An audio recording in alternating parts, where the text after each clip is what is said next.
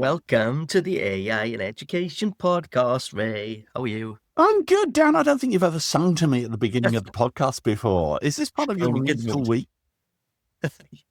Oh, yeah, it is. Yeah, it is. Yeah, it's been quite a busy week, actually. How about you? What have you been up to? I have been around Sydney. I've been doing a lot of work on AI and governance. My goodness, there's a lot of regulation. And the sooner you scratch one bit of regulation, you find another bit of regulation. And I don't know if you know, my mindset is always, how do I simplify things? I don't want to make them simplistic, but I want to make them simple and easy to understand.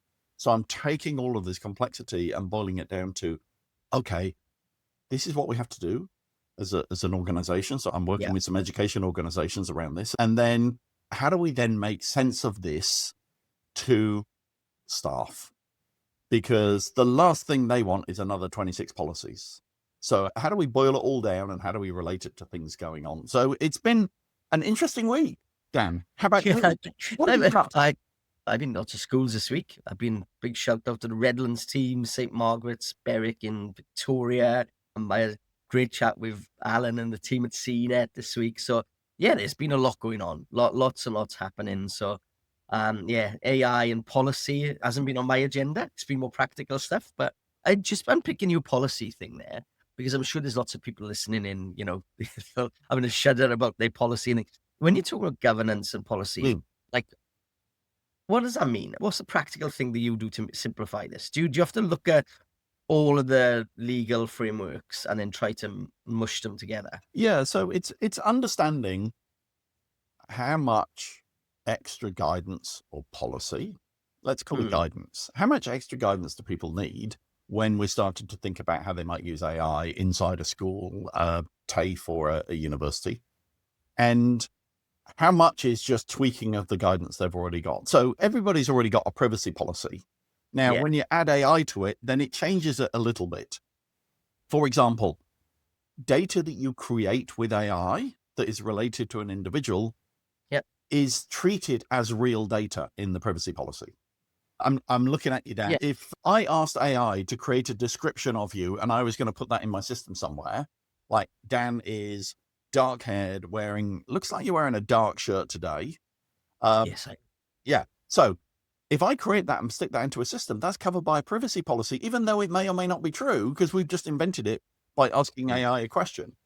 And but does that mean then you've got to go back into every policy and put AI into it? Or do you have to put the policy? We're going on a wormhole here, aren't we? Or do you create a policy that overarches those? So here's my take.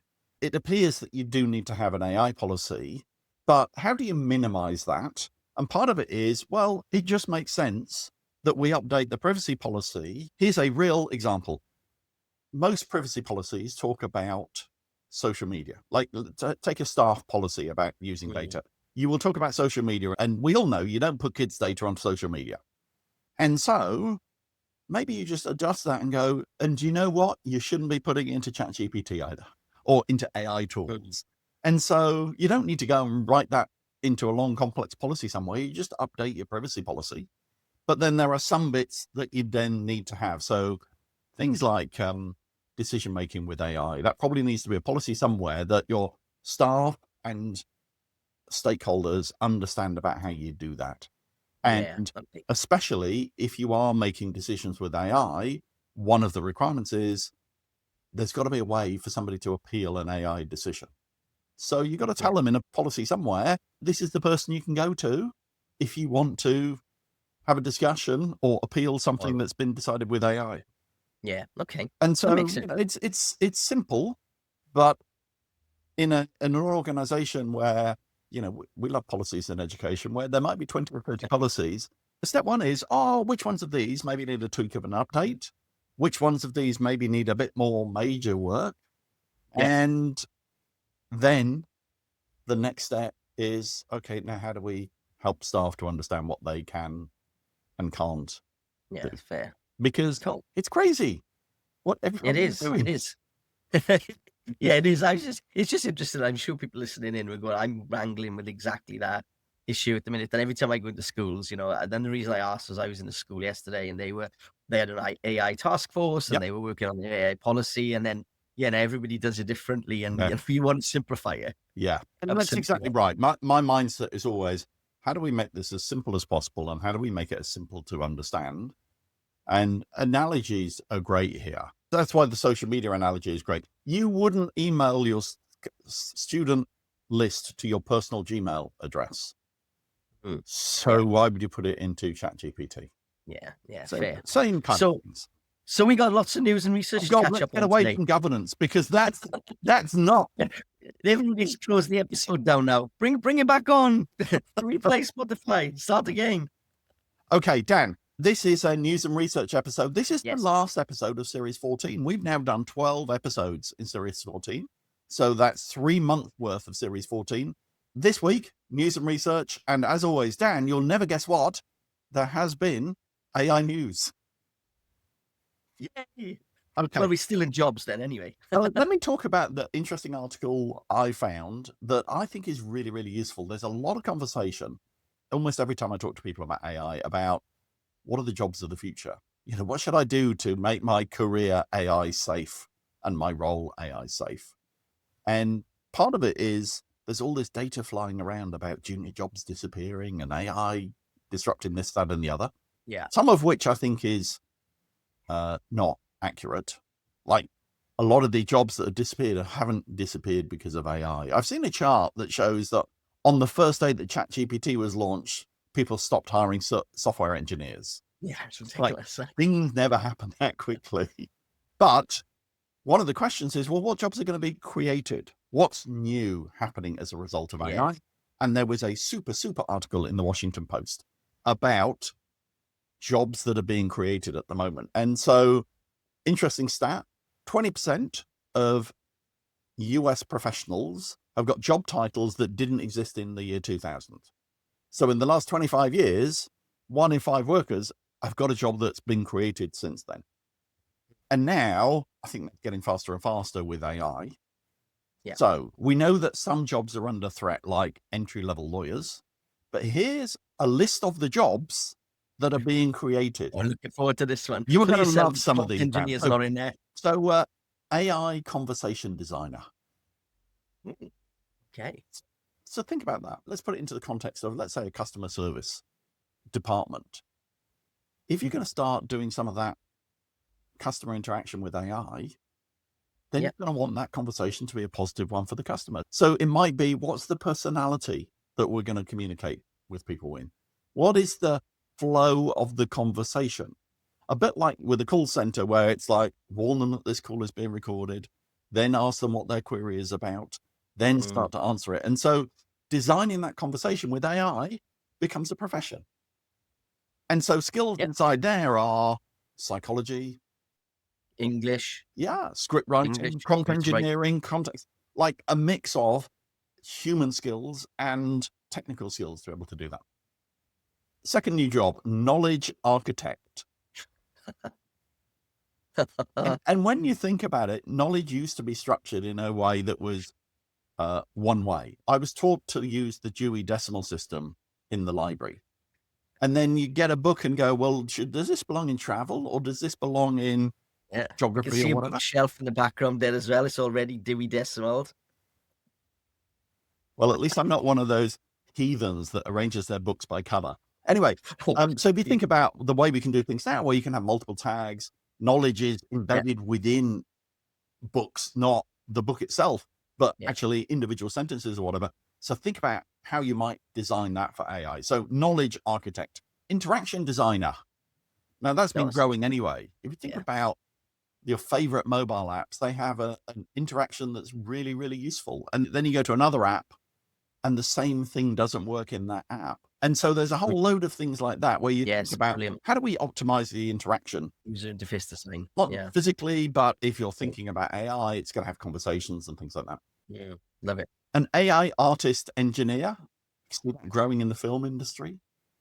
Prompt engineering, that was the first one that started to appear. The engineer, the fact that they use in technology, they always use engineers and architects. It kind of kills me a little bit inside every time I hear that. But anyway, keep going. A human AI collaboration lead. Oh, so as we see more AI agents working in organizations, there's going to be more interactions between agents and people. And how do you make sure that works? It's not just managing the agents, but it's managing the interaction. An adoption strategist, that sounds like change management to me with a new label. Yep. A responsible use AI architect. That's the person that goes, yeah, I know we can do this, but should we? And how do we do it safely? An orchestration engineer. Connecting agents together. Yeah. MCP and everything. And of course, an AI engineer, an AI architect. The next one is really interesting, a data annotator. Now, Dan, you and I have already got the data annotator badge, because anytime you do one of those things that asks you to identify where there's a traffic light in the image, we are annotating data to help self-driving cars. Yeah. Head of AI, chief AI officer, all of those roles. And then roles above it, like if you're going to have a head chief AI officer, then obviously you're going to need to be a vice president of AI and then a senior vice president of AI. That just keeps going. There's a lot of things there. So what would be the key one takeaways for you? Because like for me, I'm looking at that and I'm thinking, okay, well, maybe a head of AI initially in mature organizations, or maybe the area we are at the minute is people are just throwing people in. And, you know, I'm sure there's lots of people listening to this who are like head of AI, and suddenly you've got all of those things underneath it. You know, you're thinking about orchestration, you're thinking about the responsible use and all of that. How do you see this kind of playing out? So I think that there is going to be much more integration between the organization, like the business units of an organization, and the IT. Yeah. It's not an IT thing on its own now, because actually you're going to be deeply woven into the structure of what the organization does. And you see that because if you think about the examples, teachers would talk to you about what they're building in AI.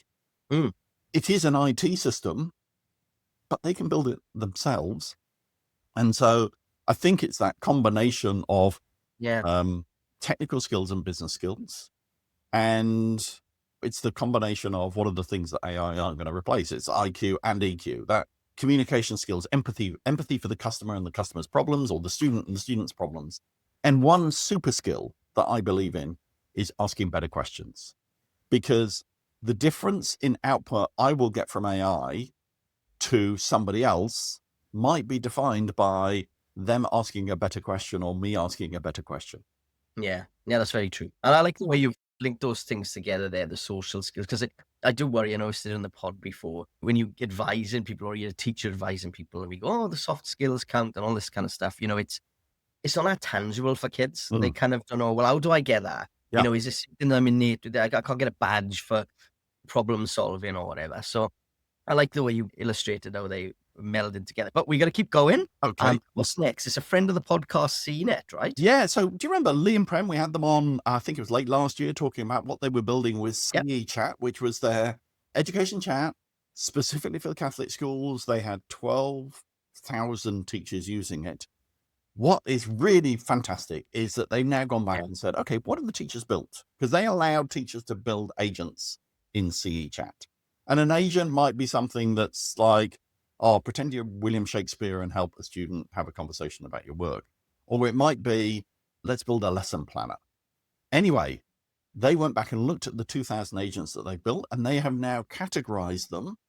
And this is really interesting, I think, because it tells us what are the things that teachers are using AI to do. And especially when they see a repeatable job that they go, okay, I'll build an agent for it to be an assistant for that job. Yeah.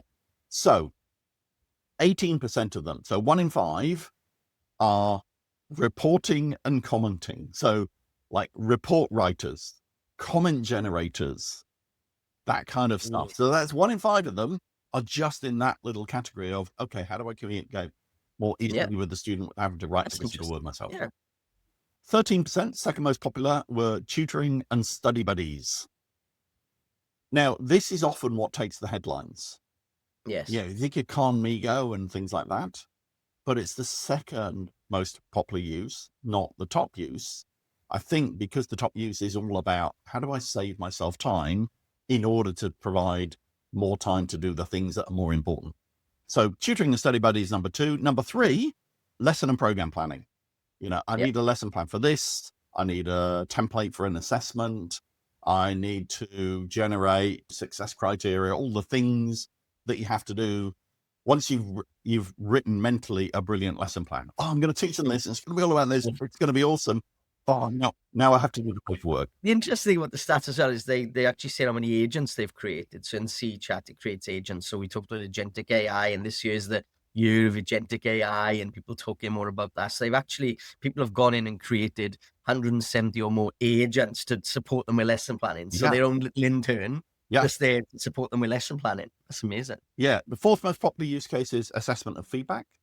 So the examples they gave were NAPLAN moderators, rubric builders, instructional assessment feedback. So just helping in those processes.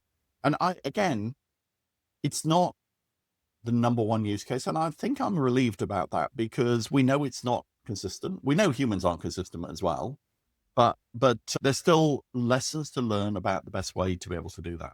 Yeah. And then the number 5 and 6 uses are admins, ops, and policy things like policy bots and inclusion and well-being. So that's life skills assistance. Now, one of the things in the list is NCCD planners. I don't know what NCCD is. I should have checked that before we came on. It's the child disability things, IEPs and things. Right. Okay. So helping you build those plans. We've sent a message already to Lee. One is great. This research is great. It's great to be able to talk about it. So good. But wouldn't it be lovely if we can get some of the examples? Lee and Prem are going to come and talk about the specific examples they saw with specific teachers. You don't have to wait for that to be on the podcast because that might be in a few weeks' time. You can go and follow Lee on LinkedIn, and she is starting to post some of those stories there now. Yes, that's so good because it's really, really helpful to know where things are going. When we're thinking about things going, one thing that I picked up this week, and it's sort of a tenuous link to education, but I think is useful, is the fact that Microsoft's released an AI Diffusion research report. And now what that comes out of is an AI economy institute. So it's an area within Microsoft that are looking at global trends in AI. And what they've created is this report, like they do the Work Trend Index report, basically a report they're going to release every year, presumably, or maybe twice a year, about the diffusion of AI. So what that is doing is basically picking 3 things. It's basically saying, well, let's measure like the actual leading models of the world and how they are doing and the dissemination of that through the world. The infrastructure, so capturing where the capacity to build, train, and scale AI is existing, what countries that is happening in, and then actually where it's actually being adopted. So they think they put in those 3 things together, and then they'll put that in like a diffusion index to say, well, what is actually happening globally? And basically, there's a fun little Power BI dashboard on their website, and you can see, depending on the different indicators you highlight, which countries are doing well on this diffusion index. So how well AI is diffused into society and the globe, I suppose. And what it's highlighting at the minute, there's no surprises here. It correlates lots of the things that we've said before, but adoption of AI in the global north is roughly twice that of the global south, so southern hemisphere. And the gap's widening sharply, where GDP per capita falls below $20,000 US dollars a year. So basically, some of the countries in the global north really going guns on this kind of stuff. But then half the working population in the global north are using AI. Whereas when you look at sub-Saharan Africa, Asia, and least developed nations, they're using it less than 10%. So there's this big kind of gap emerging. And also they're seeing a big gap in language and the usage of language. And so primarily developed around this point, the trends around the English language, I suppose. So okay, so if you're in an English-speaking country or a country that has English as one of its languages, you are more likely to say AI adoption. Yes. And global north versus global south isn't a geography thing. It isn't the northern hemisphere versus the southern hemisphere. It's all about the richer countries, the higher GDP countries grouped together. Yeah, actually, most of them are in the north. It's like Singapore and Australia are actually in different things within the same global north. Singapore is in the northern hemisphere, isn't it? Yeah. We're in the southern hemisphere, but we're in the global north, apparently. Yeah, global north. Yeah, you're right, actually. 2 interesting things I thought about it. Singapore, way up there in terms of use of AI. Like 60% of the population are using AI. And that was way, way ahead of other countries. Most countries are 40% or below.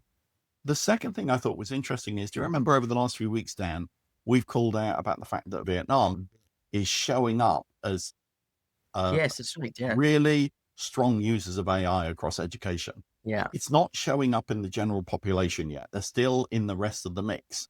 But I think we're going to see an acceleration in Vietnam because if education is using it strongly, then over the next 2 years, we'll see Yeah. that coming to It'll the general embed through. population. Yeah, it's really good. I know it's not directly related to education, but it gives you an idea. And also another way AI is being measured. So if you're in a school or in a university, you're thinking about how you're going to measure your AI, it's another mechanism to think, okay, well, we could think about the models, we could think about our infrastructure, we could think about the use cases. So you could almost use a university as like a mini study for this. Can you say, well, which models are we using in our university? And what's the infrastructure that we're utilizing and where is I used most? Which faculties are using? So you can get a bit of a maturity diffusion matrix in your organization. And it's a great way to get behind the headlines that are almost like the space race headlines from 50 years ago. Yeah. Neither of us remember those, Dan. But it's a bit like the space race headlines. It's kind of the AI races between the US and China. But when you start to look into this, you realize there's some other countries that are coming up and using it in different ways and focusing in different ways. Okay. Yeah. Dan, Mustafa Suleyman at Microsoft, he's the AI lead at Microsoft. Yeah. And you're always pitching him to me. Oh, Ray, have you read his book? Have you read his latest podcast? So I didn't have to read his latest information because I knew you would turn up and tell me about it, Dan. What's Mustafa been up to? There's a big play going on here about AGI. So when we talk about benchmarks, we won't go into major detail in this episode, but OpenAI have just released some of their programs around AGI. And it was a big thing with Microsoft and OpenAI when they released AGI. That was the kind of primary goal. So everybody was tied into that. But because of all the restructures in OpenAI recently, from a Microsoft point of view, I'm trying to be objective about it. Microsoft are focusing in on human superintelligence, which is a new area that they're trying to expand on. So that's what Mustafa has announced this week is about our kind of goal, Microsoft's kind of goal to head towards human superintelligence, which is different to artificial general intelligence, which is what OpenAI are going for. Everybody's going to try to make their own brands around what this actually means. It's quite interesting though, because I like the term human superintelligence and making AI work for us as humans. I still don't like the word artificial intelligence. It kind of makes it feel false anyway. It's the idea that human superintelligence is how is AI going to make me a smarter person because I'm working with AI rather than making me dumber because I'm working with AI. Is that the idea? Yeah, essentially. It's all about looking at the social impact of AI across multiple domains. Anyway, I suppose everybody's now going to come up with their own purpose and long-term goals. So all the different hyperscalers and AI companies are going to start to think, well, I'm looking at AGI. We're calling it human superintelligence. So it'll be an interesting development that we can start to unpack over time. Right. Brilliant. Now, Dan, I also saw there was some technical news from Microsoft where they announced in-country data processing in a bunch of countries, including Australia and the UK, for Microsoft 365 Copilot. Hey, there's an interesting point. I genuinely thought it was called M365 Copilot. I hadn't realized it was Microsoft 365 Copilot. I have to change my mind. But that's basically saying, okay, if you're going to be using Copilot, Microsoft 365, so the enterprise Copilot, in Australia, none of your data is going to flow overseas. It's going to be processed inside Australia by the end of this year. Yeah, well, it's very nuanced that because when you're actually looking at where those OpenAI endpoints are, because Microsoft use the OpenAI endpoints anyway globally across their entire network, you're not actually sending any data anywhere. When you're doing anything inside Microsoft Copilot anyway, you're actually sending calls to APIs of the Microsoft and the OpenAI Azure services. It's an interesting one. It means that you can, like companies that need specific use cases that aren't going to be traversing any kind of international borders or whatever, you can utilize that and focus it in. But predominantly that happens anyway. So there's no kind of major stresses about it, but it's an interesting one for some of the fringe use cases that are coming into place. And I'm guessing if I'm a school teacher, or my question here is, if I use Copilot, does any of my data go overseas, whether I'm in the UK or Australia or other countries? At the moment, the answer is, well, kind of not. Yes. And from the end of the year, the answer is no. It just makes the conversation simpler, doesn't it? Yeah, it does. Yeah, that's exactly right. And also people developing their own tools, like when you got folks like CNET, which you just talked about earlier on, they use the Azure OpenAI services, which are all based in Australia, so nothing goes anywhere. So that some people want local processing, but again, with all of these global services, whether that's Google, Microsoft, Anthropic, Yes. There's global demands on some of that resource, and sometimes things get processed, but that's very different to people thinking data's been sent anywhere to get worked upon. It's a very different boundary you're thinking about. And ultimately, with all of these kind of technologies, especially in enterprise, and that's why we always bang on this podcast on enterprise and consumer technologies. When you're talking about enterprise data, whether that's Google or whether that's in a Microsoft environment, it's inside your boundaries with inside your Microsoft or Google tenancies anyway. So geography, I think what the security teams say, geography is not a kind of element of security. It is not an element of security. Okay, Dan, I saw Yes. a study from Trobe University. Now, I'm always interested in Trobe because they are labeling themselves pretty much as an AI first university. They are trying to work out how they change everything to be working in the AI world.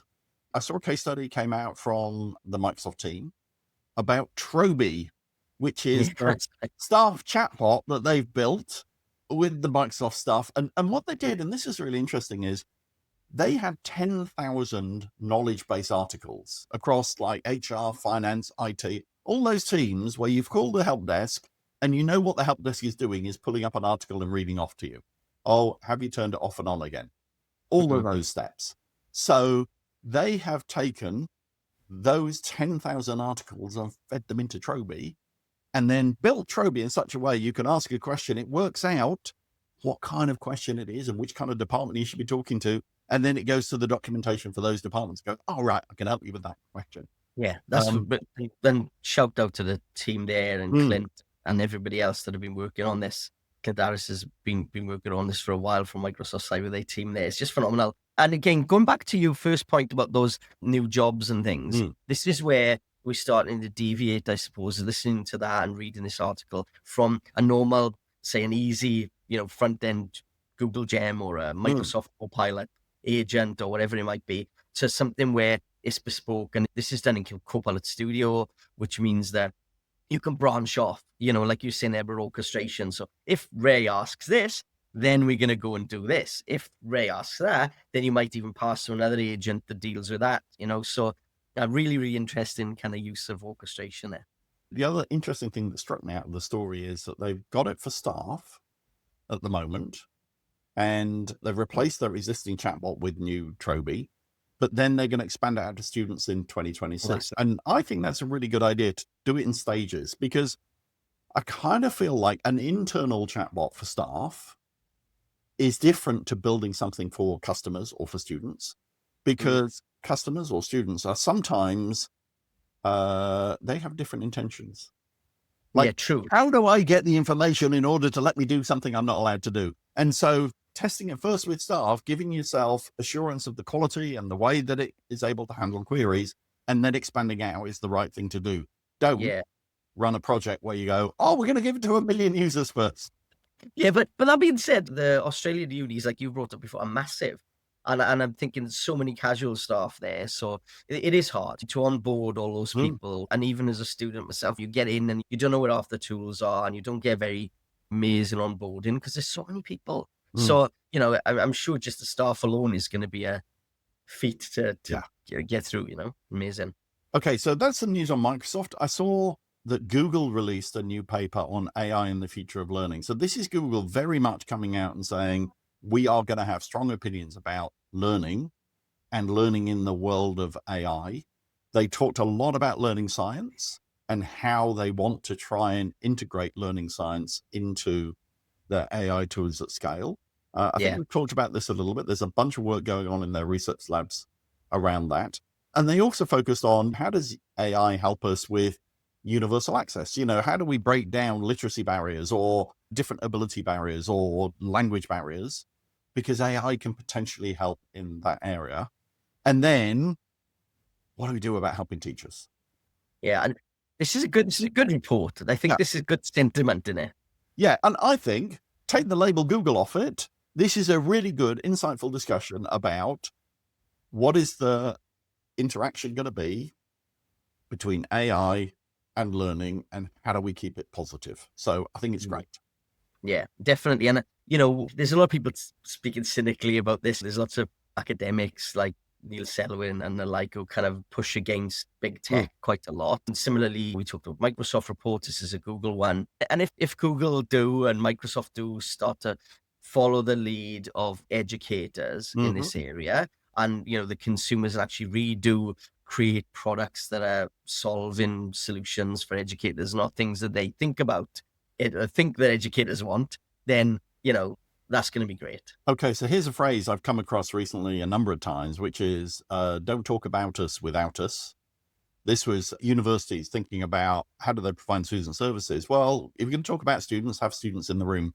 What is happening here, and I think it's true in Microsoft as well, and I think it's true with OpenAI, is they don't talk about us without us because they've got educators in the room. There's Yeah, a lot of people that you and I would recognize as AI educators that have been involved in the Google work, that are involved in the Microsoft work, that are involved in the OpenAI work. So yeah, I think true. that's really positive. It's trying to work with the profession. Okay, Yeah. a couple of other techie bits. Anthropic, they're the Claude people. Do you know what I was looking for the other day? Looking at it, I was like, why is Claude called Claude? And it's just really hard to find that information out. Oh, I don't know if you know, but the only thing that I got out of any of the things that I checked was that one of the founding fathers of logistics and mathematics in the US, yeah. Claude somebody or other. Oh, He's probably a very famous person, but they think it might be named after him. But some famous mathematician from the okay. US. Okay. Well, Anyway, the news about Anthropic is that they've done a yes, deal with Iceland. If you're in the UK, not the frozen food store, not the country. And so what they've done is, now I first read the story, it's like they've given Claude to every teacher in Iceland, but actually when you get to the detail, yeah, they've given it to a few hundred teachers. So maybe 10% of the teachers in Iceland are going to be running a pilot where Claude becomes the tool, in the same way that Estonia picked OpenAI and Greece picked OpenAI and some of the states in Australia picked Copilot. We're seeing that same kind of decision making going on. I think it's the first yeah, time I've seen one for Claude. yeah. It's good though. Okay, Very. Dan, yesterday, OpenAI launched ChatGPT 5.1. I didn't put it into the list of things we should talk about because it's like a geeky thing, but you did. I did, and there was only one reason for that, to be honest with you, because we didn't have time to look at it all. But it did make me laugh because one of the big things they were pushing is, if you remember back when they released GPT-5, Yeah. everybody who was kind of saying, I don't love my AI, it's not going to be anthropomorphic, and everybody was like, suddenly, I'm going, oh, it doesn't know me anymore. People are getting like a breakdown because of it. But GPT 5.1 apparently is going to promise this new update on personality. But the reason I put it in here is because it seemed quite funny. The total list of options for personality now are default, obviously, professional, friendly, candid, quirky, efficient, nerdy, and one for you, Ray, cynical. Have you got it there? Can you see it? Yay. I've got it here. I've got it here. Yeah. And do you know what? What am I going to go for? I think I'm going to go, well, I know what you're candid, going to it go for. describes as direct and encouraging. Okay. Maybe efficient, concise and plain. Do you know what though? I'm probably going to choose a personality that doesn't reflect mine. I probably want one that is opposition to me because you like to bounce ideas off people that are going to tell you how rubbish your idea is. Mhm. Or if you're somebody that constantly is self-criticizing, you want somebody to encourage you.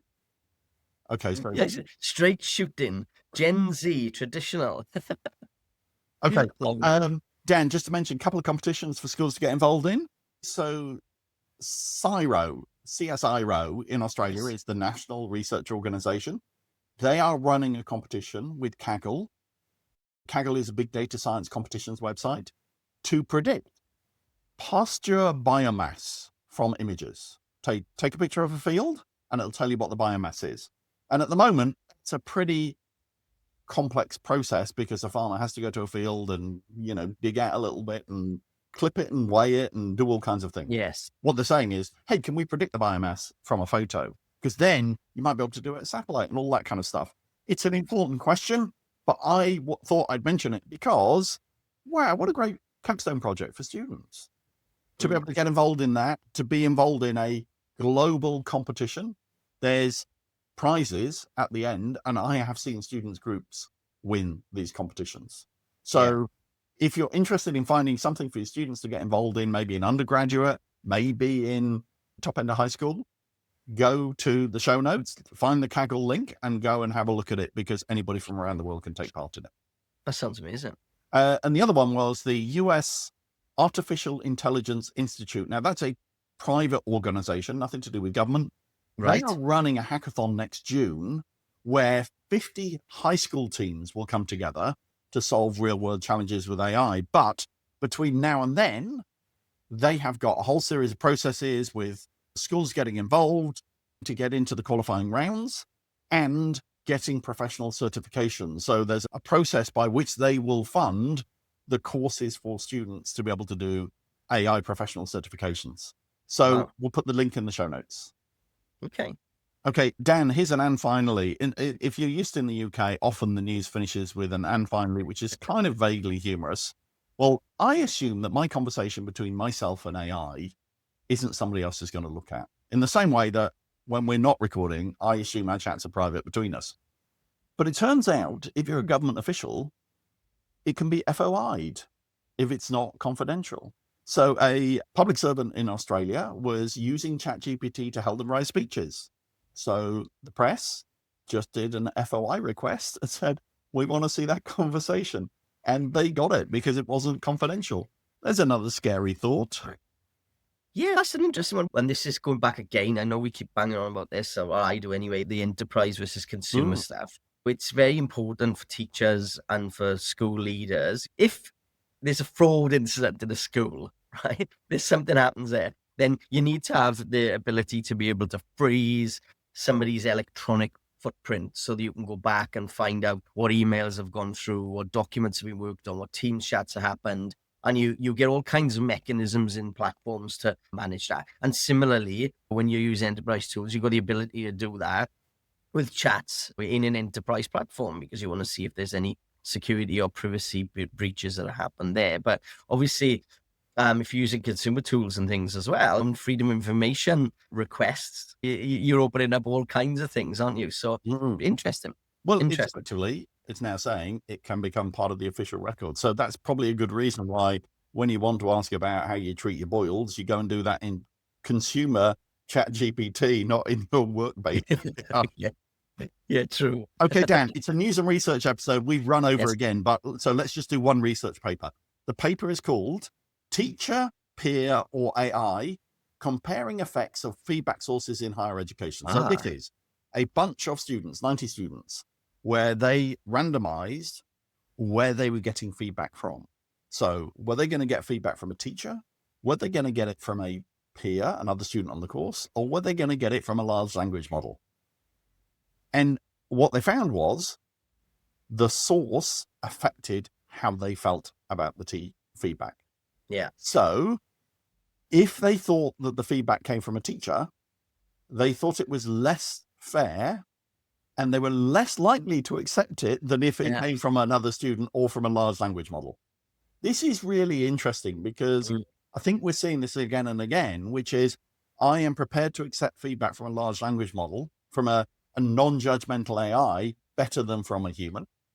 The other thing they found was, and this is so counterintuitive, if students got feedback from a teacher, they were less willing to revise their work based on that feedback. Oh, no.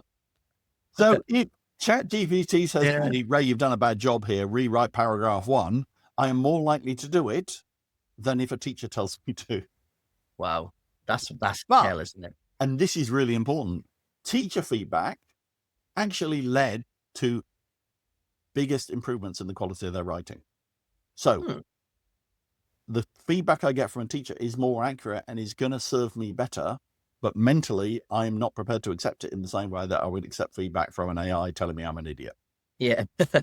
Really interesting, isn't it? I think of the same, because I suppose kids are also in a mentality that feedback has never been really that good. It's getting better these days, but it used to be the fact that you'd write feedback as a teacher, give it to the students. The students would look at it. They'd read the feedback, but they'd look at, oh, it's a B grade. And then that's it. You never do anything else. There's not an iterative process. You'd go, Dan, this is awful, you got an E, and your feedback was kind of, okay, I've got an E, and I'll put that in my drawer and whatever on the bottom of my bag, and that's it. So, the efficacy of feedback from teachers, because in other research that we talked about on here, it says that they value teachers more as well. So it's interesting. So I think if I was a teacher, I would write feedback for my students, but tell them that AI wrote it, because then they'll get better quality feedback, they'll do better writing, and they won't feel upset about it. Yeah. Oh, we're living in a mad, mad world, Dan. Talking about No. mad worlds, Yes. Dan, you do a lot of music. You play guitars. Well, you make guitar. And then I Yeah. saw before the Oasis concert, you playing guitar for us all. So I presumably, carried away with that. you're a musician that believes that AI will absolutely kill music.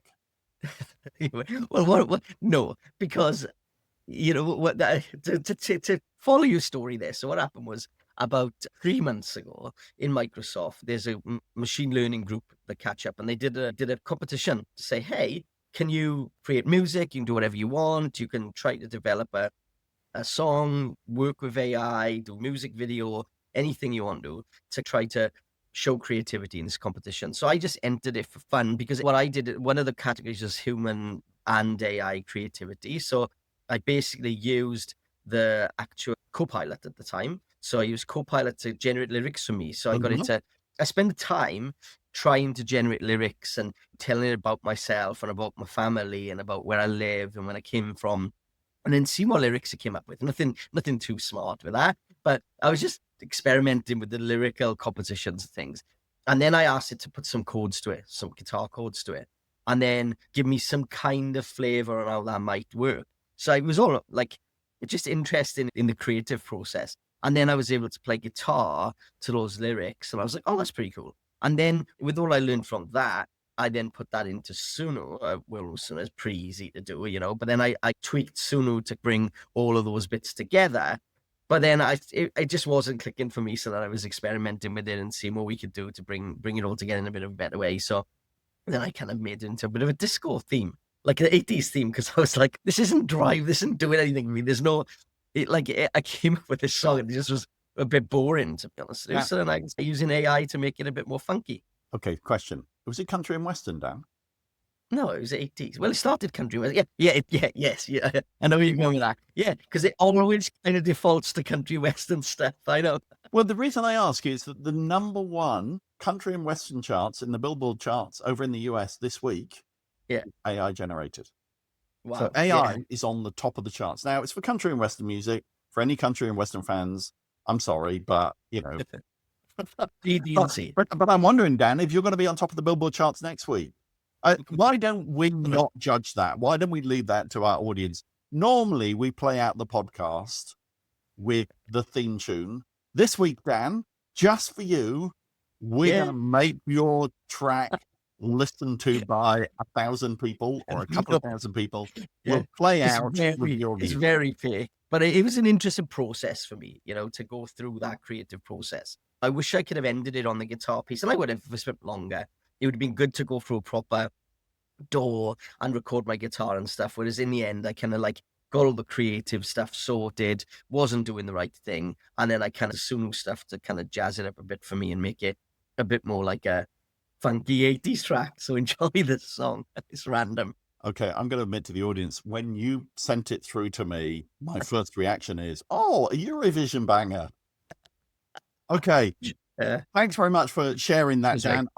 We're going to play out with it. And if you've just heard all of that story and heard the AI music, then the question I'd ask you is, if you heard this track, would you know it is AI generated?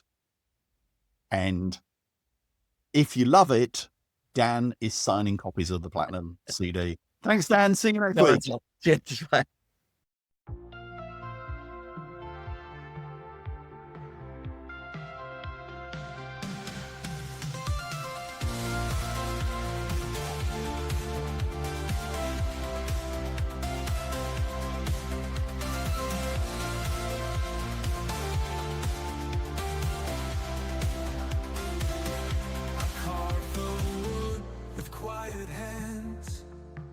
In the shed where dreams still stand, echoes are loud. laughter, sawdust and flame. Each fret a memory, each chord a name. And when the night gets cold and long, I find my fire in a six-string song. These strings of home, they pull me near to the ones I hold, to the love I hear. From Paris lights to Sydney rain, I play for joy, I play through pain. These strings of home, they know my soul. They bend, they break, but make me whole.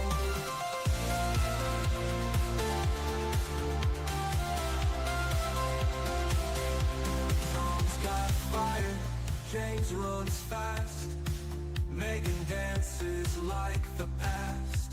My love smile, a brand new tune. We chase the sun, we howl at moon. Sturdy dreams and antique finds, Welsh winds whisper through my mind. But in the hum of amp and tone, I'm never lost, I'm never alone. These strings of home, they pull me near to the ones I hold, to the love I hear. From Paris light